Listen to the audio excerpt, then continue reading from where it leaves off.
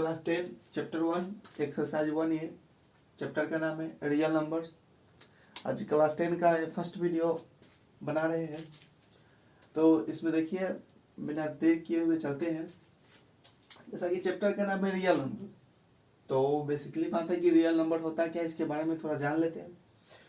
तो यहाँ लिखा गया कि real number includes both rational and irrational numbers. मतलब रियल नंबर जो होते हैं वो रियल नंबर में रेशनल नंबर और इरेशनल नंबर ये दोनों नंबर इंक्लूड होते हैं।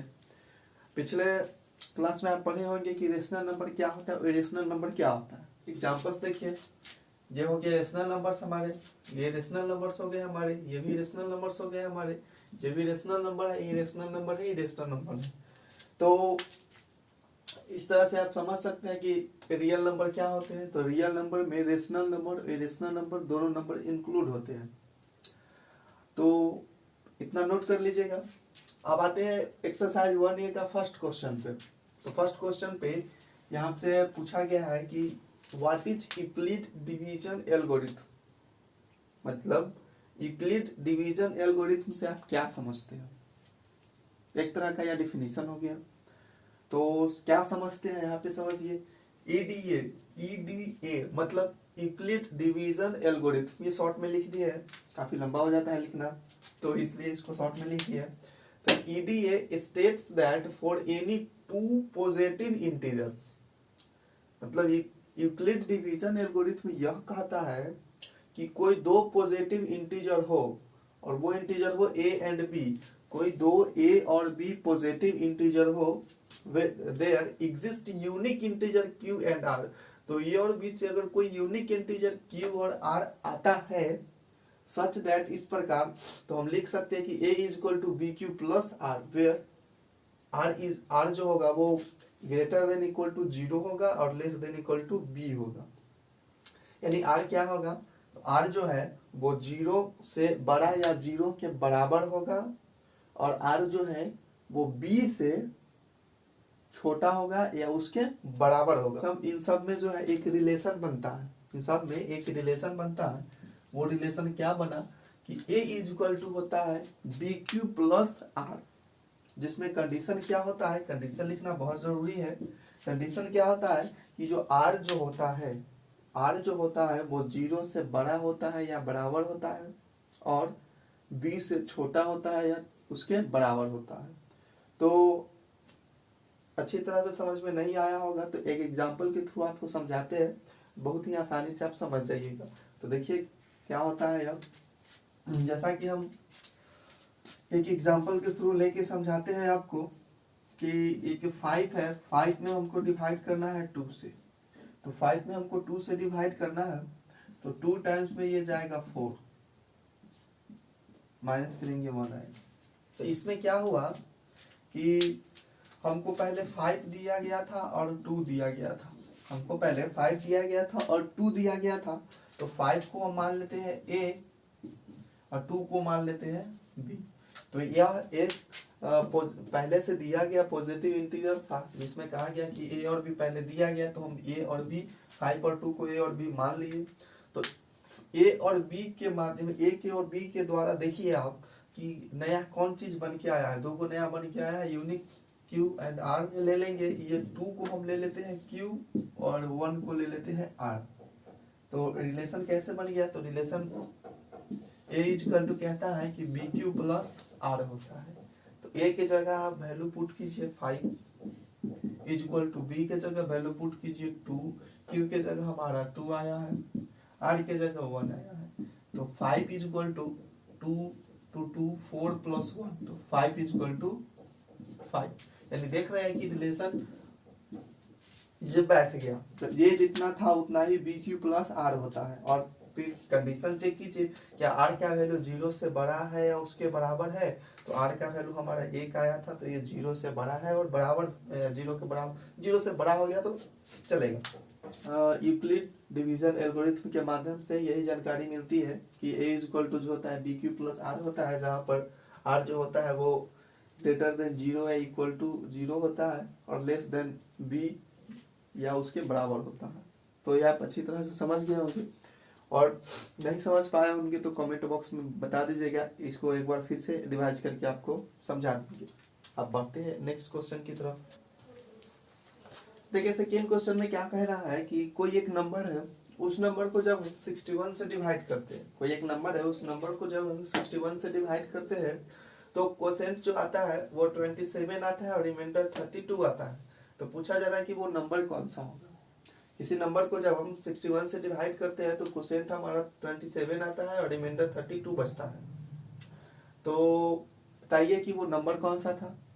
जैसे सपोज दैट मान लेते हैं हम यहाँ कि कोई नंबर 10 है, इसको डिवाइड करते हैं 3 से। तो जब 10 को डिवाइड करेंगे 3 से तो देखिए क्या होता है, 3 3 जा हो जाएगा 9, बच क्या गया। तो कोई नंबर 10 था, उस नंबर को हम 3 से डिवाइड किए तो हमारा क्वोशेंट आया 3 और रिमाइंडर आया 1। तो उसी प्रकार से हमको यह दिया था, तो उसी प्रकार से देखिए इसमें कुछ टर्म होते हैं, जैसे कि इसमें बोल सकते हैं 3 हमारा जो हो गया वो डिवाइजर हो गया, 10 जो हो गया वो हमारा डिविडेंड हो गया, 3 जो है हमारा वो क्वोशेंट हो गया, 1 जो हमारा वो रिमाइंडर हो गया। तो इससे पहले से ही आप लोग परिचित होंगे। अब देखिए कि ये सबसे रिलेटेड एक फॉर्मूला आता है।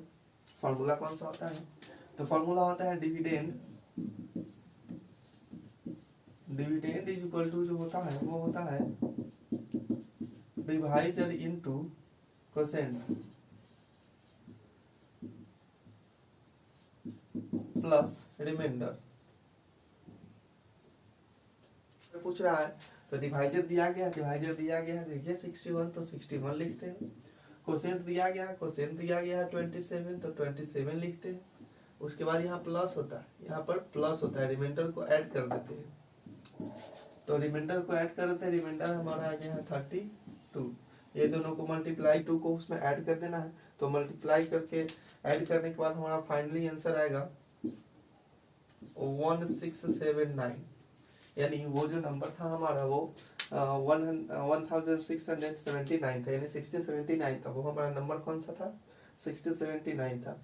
यानी कि 1679 में जब 61 से डिवाइड करेंगे तो क्वोशेंट 27 आएगा और रिमाइंडर 32 आएगा। क्लियर। तो ये हमारा सेकेंड क्वेश्चन था। थर्ड क्वेश्चन भी इसी पे बेस है, इसी फॉर्मूला पे बेस है। थर्ड क्वेश्चन आपको होमवर्क के लिए रहा, सॉल्व करके उसका आंसर आप बता सकते हैं। चलते हैं नेक्स्ट क्वेश्चन की तरफ।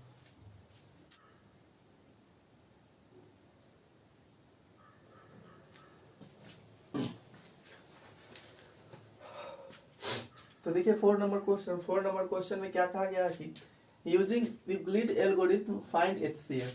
यूक्लिड के एल्गोरिथम को यूज करके हमको एचसीएफ निकालना है। एचसीएफ निकालना है 405 एंड 1050 का, यानी यूक्लिड एल्गोरिथम का यूज करके हमको एचसीएफ फाइंड आउट करना है 405 और 2250 का। इसका हमको एचसीएफ निकालना। तो एचसीएफ निकालना आप सीख चुके हैं, जानते ही होंगे। एचसीएफ निकालना बहुत ही इजी होता है। तो देखिए फर्स्ट ऑफ ऑल क्या करेंगे कि वही प्रोसेस जो हमारा नॉर्मली प्रोसेस है वो प्रोसेस से इसको हम पहले एचसीएफ निकालेंगे, उसके बाद हम उस पर यूक्लिड का एल्गोरिथम लगाएंगे। तो 405 से हम 2250 में डिवाइड देते हैं। ये लगभग हमारा 5 टाइम्स में चला जाएगा। 5 5 जब 25 के 0 502 और 5 4 जा 20 हो जाएगा। कैंसिल करते हैं, माइनस करते हैं इसमें, तो ये 5 आ जाएगा, 4 में से ये 2 आ जाएगा, ये 2 आ जाएगा और ये कैंसिल हो जाएगा। तो अब देखिए कि 225, अब यहाँ से डिवाइड का साइन दे कि ये 405 को यहाँ लाते हैं। अब ये 1 टाइम्स में ही जाएगा, 1 टाइम्स में 225 जाएगा, ये 0 हो जाएगा, 10 में से 2 8 जाएगा और ये 1 हो जाएगा। अब यहाँ से फिर डिवाइड का साइन देके 405 को लाते हैं, 405 को ले आए। अब ये 180 2 टाइम्स में चला जाएगा, 360, ये 5 का 5 हो जाएगा, 10 में से ये 4 हो जाएगा, ये कैंसिल हो जाएगा।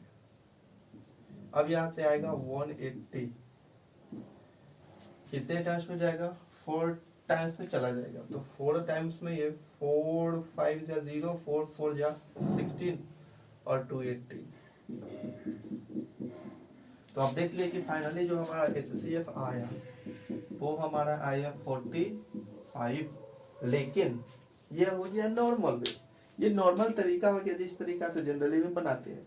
यहाँ यूक्लिड के एल्गोरिथम का यूज करना है, तो यूक्लिड के एल्गोरिथम का यूज करना है, फिर भी उसके लिए हमको ये निकालना पड़ता है। अब करते हैं यूक्लिड के एल्गोरिथम का यूज। तो इतना करने के बाद, इतना निकालने के बाद आपको आगे लिखना है on applying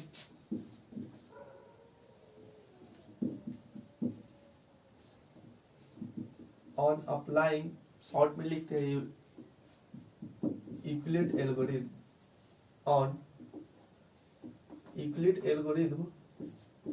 on first of all किसके यूक्लिड एल्गोरिथम हम अप्लाई किए हैं 405 एंड 2250 पर। तो इससे रिजल्ट क्या निकला है हमारा, तो इससे रिजल्ट हमारा निकला है, तो ऑन अप्लाई यूक्लिड एल्गोरिथम के हिसाब से हमारा क्या होता है, ए इज इक्वल टू जो होता है वो बी क्यू प्लस आर होता है। तो पहले से जान रहे हैं कि ये क्या होता है, बी क्या होता है, क्यू क्या होता है, आर क्या होता है। तो अब देखिए हमारा फर्स्ट यह है, फर्स्ट अप्लाई किए तो हमारा यह आया था। इसमें ए जो हमारा था वो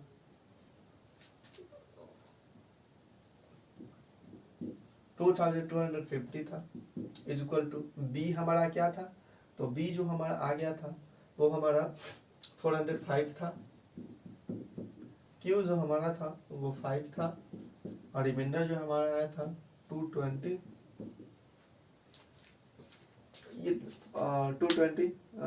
आ गया था। तो इस तरह से ये हुआ। अगेन लिखेंगे, तब जब तक ये कट के पूरा जीरो नहीं जाए अगेन लिखते जाना है। अगेन फिर लिखेंगे on applying Euclid algorithm on, अब किस पे, तो अब सेकेंड वाला हमारा जो पार्ट आया था वो सेकेंड वाला पार्ट हमारा ये आया था। तो इस पार्ट को अप्लाई करेंगे, तो इसमें से लिखेंगे किस पर अप्लाई कर रहे हैं, तो हम 225 एंड 405 पर अप्लाई कर रहे हैं। तो 405 पर अप्लाई कर रहे हैं, तो इसलिए यूक्लिड एल्गोरिथम आप लिखिए A equal to B Q plus R. अब ये नहीं भी लिखिएगा तो भी, ये नहीं लिखेगा तो भी चलेगा, तो लिख देते अच्छा रहेगा। ये हमारा हो गया 405, बी हमारा जो आ चुका है वो 225, इसमें क्यू कितना आया हमारा, क्यू 1 आया था, और रिमाइंडर कितना आया था 180 आया था, तो ये हो गया 180। अभी भी जीरो नहीं आया, यानी आर जो है ये रिमाइंडर जो है, रिमाइंडर जब तक जीरो नहीं आ जाए, पूरा कट नहीं जाए, तब तक ये लिखना है। अगेन लिखेंगे वही बात की on applying Euclid algorithm on किस पर, तो किस पर अप्लाई करेंगे हम, इस पर अप्लाई करेंगे। फिर लिखेंगे A equal to B Q plus R, ये हमारा 405 आ चुका है, इज इक्वल टू बी हमारा 180 आ चुका है, क्यू हमारा 2 आ चुका है, रिमाइंडर 45 आ चुका है। तो ये हो गया। अब आगे भी देखिए, अभी भी जीरो, यहाँ रिमाइंडर जीरो नहीं आया है। फिर अब नेक्स्ट लिखेंगे on applying Euclid algorithm on, अब किस पर अप्लाई करेंगे हम, अब देख लीजिएगा, लिख लीजिएगा, फिर पॉज करके।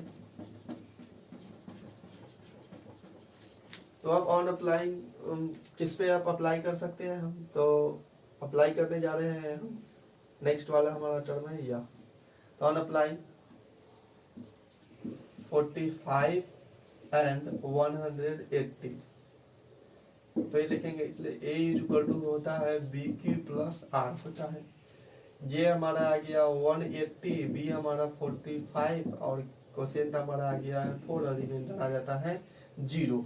तो जब ये रिमाइंडर 0 हमारा आ जाएगा उसके बाद अप्लाई नहीं होगा, तो लिख सकते हैं HCF, हेंस HCF